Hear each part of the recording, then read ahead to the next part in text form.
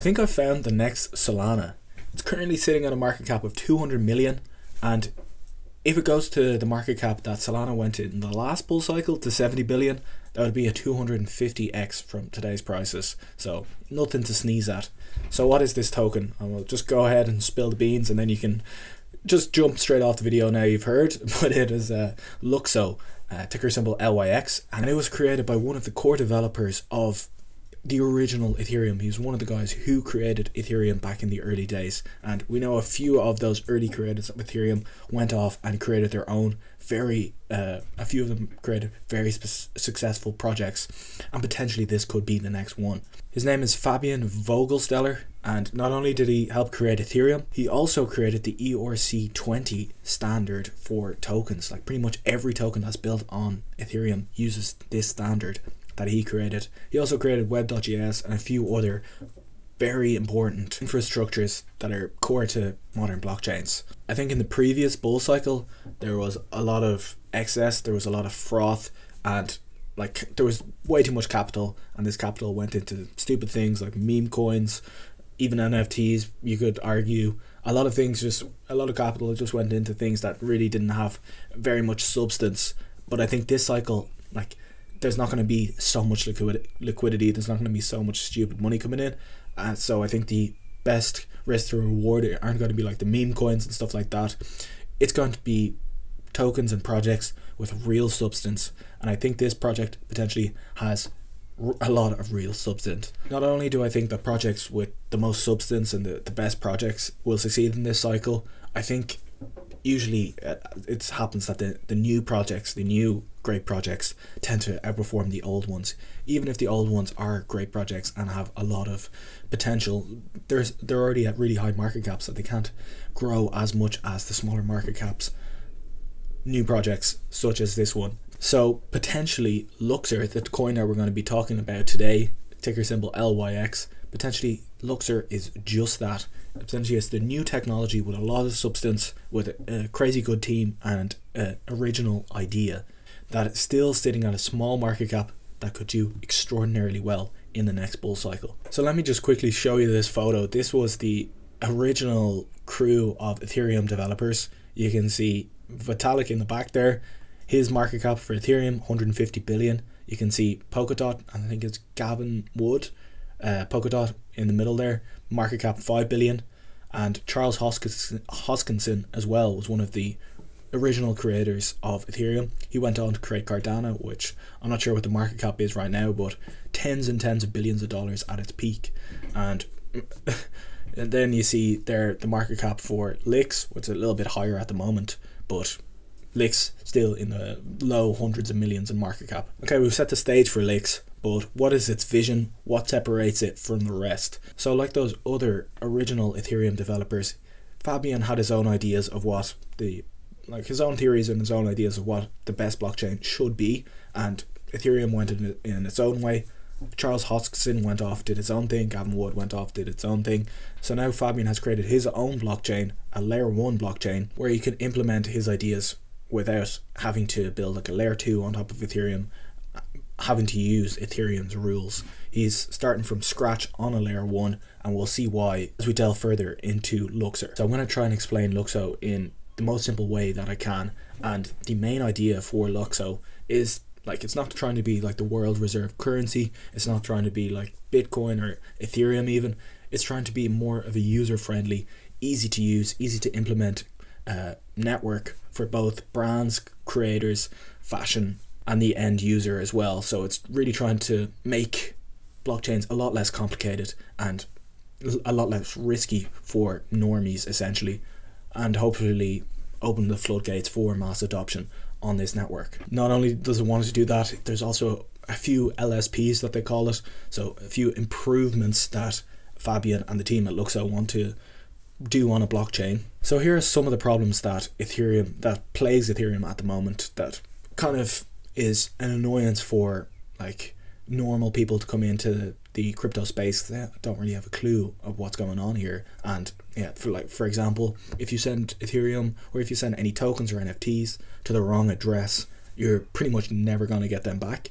If you lose your secret recovery phrase, that's everything gone, that's your identity gone, that's all your NFTs gone. These are some of the things that Lukso is trying to fix and make easier for the general public and like brands and businesses and creators, trying to make an Ethereum with easy user experience, essentially. So now let's dive into some of the LSPs, so some of the improvements that you can't do on Ethereum right now. So one of the main things is that they want to have universal profiles. So this means you can actually tie your identity, your real world identity, to your wallet. So you might think that's a bit crazy. Most people want to be anonymous, and that's where like Ethereum comes in. That's what Ethereum wants to do. That's not what Lukso is going after. It's potentially going after like brands. So brands don't mind if their identity is tied to their wallet. So you can see, okay, directly on your wallet there's for example, a Nike logo.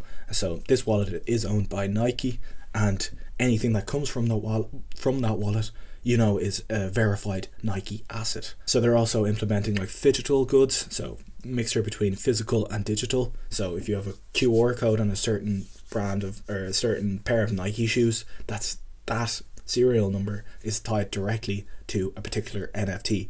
So they've made this extremely easy, and they actually are working with Nike on this.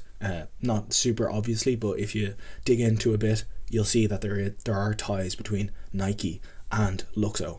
So not only can you add a picture and your name to your wallet and your profile, so your wallet and your profile are the same thing, you can also directly link to your social accounts on your profile, which is your wallet, which you can't really do with Ethereum at all. That doesn't really make any sense on Ethereum. So it's kind of making more of a social aspect, or more of a business aspect of your wallet / ID. So your wallet isn't just your wallet. So other things that you can do with this wallet that you can't really do with Ethereum, for example, is that this wallet / ID can be controlled by multiple people, and these people might have different permissions. So for example, one user of this wallet might be able to sign transactions, and another user of the wallet might have complete control. And adding to that, there's also the functionality for recoverability. So if you lose your passphrase, there's going to be different backup methods that you're going to be able to access your account. Now this kind of goes against like there's also going to be reversible transactions.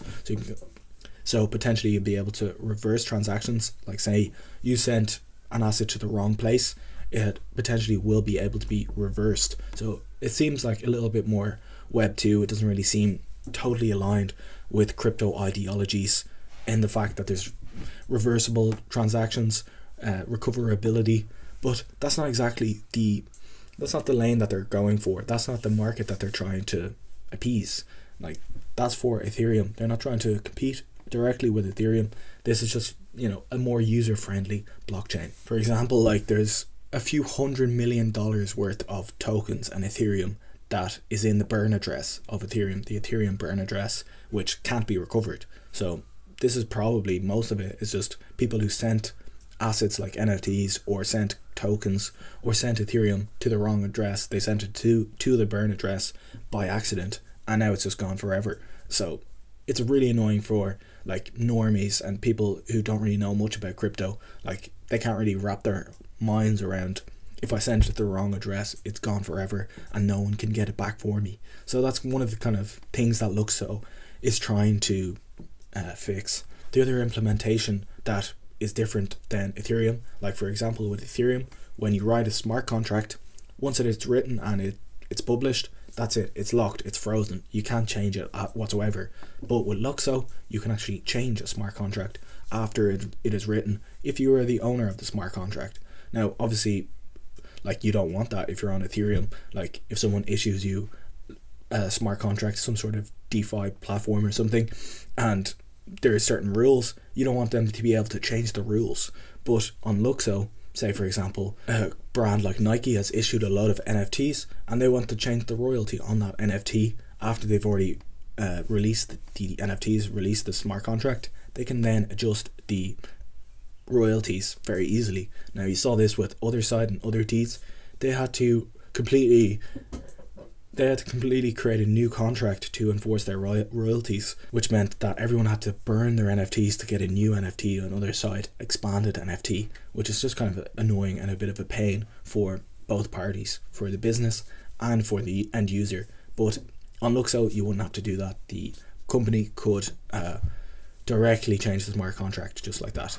Now, obviously there's downsides to that as well, but you can also see the flexibility in a lot of these implementations. So the last LSP that we'll talk about, and there are a lot more that I don't want to delve into because this video is probably going on too long already. Furthermore, this is from their article. I'll link all the information about Lukso below. But in regards to NFTs and the metadata, they say an NFT should have the ability to contain different types of metadata. Digital asset metadata defines a digital asset with descriptions, images, and asset files. The standard allows lists with multiple artists, links to extra media footage, multiple variants of the artwork, and much more. And developers can link several creators to one asset to share credit or royalties between a multitude of different artists, for example. So some of these ideas seem kind of trivial or stupid or not really useful at all to me, and potentially you agree. Some of them might seem slightly interesting, but what I think the interesting thing is that it shows that Fabio and the team at Lukso are capable of creating new original ideas and actually implementing those ideas on a new blockchain. Essentially, why this coin or why this network is interesting to me is because you've got one of the top developers trying new approaches and ideas on a new layer 1. So let's dive into the token price and whether or not I'm actually going to be buying into Lukso right now. So currently there's only 11% of the coins in circulation. So there's still almost 90% of coins to come into circulation. So the fully diluted market cap is just over $1 billion or so. So not enormous by any stretch of the imagination, but we do have to keep that in mind that a lot of tokens are still not in circulation. If you actually want to be a validator on Lukso, you need 32 Lukso, just like with Ethereum, you need 32 ETH. So if you want to stake your Lukso, you can do that with just 32 Lukso, so that's only about $500. And that only happened a few days ago that you were able to do that. And look how many validators there already are. Over 8,000 within a few days, which is crazy. They have the mainnet launching in just a few weeks. So right now, if you buy the LYX token on Uniswap, you're buying LYXE, but that will be converted into the real LYX upon launch of the mainnet. So with all the hype of the mainnet launching and the staking that just went live, the price of Lukso or LYX has gone up quite considerably in the last few weeks and months. The price has jumped a bit because people are like, okay, I could run a node for only a few $100s. I might as well grab 32 LYX to be able to actually run a node. So I think the price might be short term, maybe it could be a little bit high. So I'm going to buy a small amount right now, but when you think about it, a coin with this much potential at such a low market cap seems like a crazy good opportunity for me. Obviously none of this is financial advice, but when you think about the other big L1 competitors like Solana, Phantom, AVAX, and how well they did in the last bull run, and when you think you have an opportunity potentially, or I have an opportunity potentially to get in on a project very early, which with Lukso, when it's still sitting under $1 billion in market cap, it does seem very, very interesting. So even buying a little bit now and seeing if it does dip again after all this hype dies down a bit, that's potentially how I'm looking at it. I don't think there's any huge rush because we have a couple of years potentially, probably, until the next bull run really starts. But at a $200 million market cap, when you think that Solana got to 70 billion, I think AVAX and Phantom got to the tens of billions in market cap, you're looking at extreme multiples if it gets anywhere near that in the next crypto cycle. And you do have one of the top developers working on this with an original and cool idea. Another token which I think has extreme potential on a fundamental basis, a really good project, is Celestia, and I did a video on that a while ago if you want to check it out. Similar coin that could do extremely well in the next bull run. But I'm definitely going to be keeping a very close eye on Lukso and trying to get a nice low entry over the next year or two, potentially to do very well in the bull run. But I do need to do a little bit more research on Lukso, and if there's more to be said, I will do a video, or if there's interest there, I will do follow-up videos on Lukso. If you did enjoy this video, smash the thumbs up button. I really hope you did anyway, and thank you so much for watching. I really appreciate it. See you later.